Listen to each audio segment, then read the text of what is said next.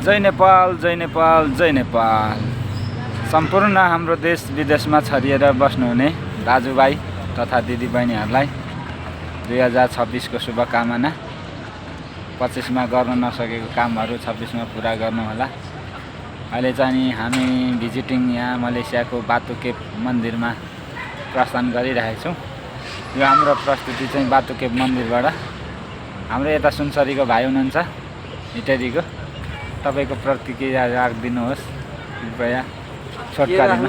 प्रतिक्रिया आज हिँडाएर मार्न आँटिसक्यो, खर्च सुक्को होइन, जिरो कस्टमा हिँडेको छ होइन, ब्यालेन्स छ होला। आफ्नो बेजेट टोलीहरू छ, आफ्नो बेजेट आफै नगरौँ। 25 टोलीहरू छ। अनि यता हाम्रो जनकपुरको क्याप्टेन, तपाईँको पनि मन्तव्य छोटो राखिदिनु त। उहाँले प्रतिक्रिया दिनु मान्नु भएन।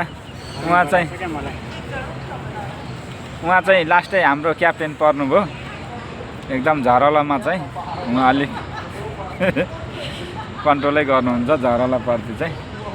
ल हाम्रो भिडियो अहिले मलेसियाको बातु केभबाट छ। लाइक कमेन्ट फलो गरिदिनु होला। अब अरू त केही गरिदिनु सक्नुहुन्न। ल अन्तिममा जाँदा जाँदै हाम्रो मन्तव्य चाहिँ टुङ्ग्याउँदैछु। ल सबैलाई ह्याप्पी न्यु इयर।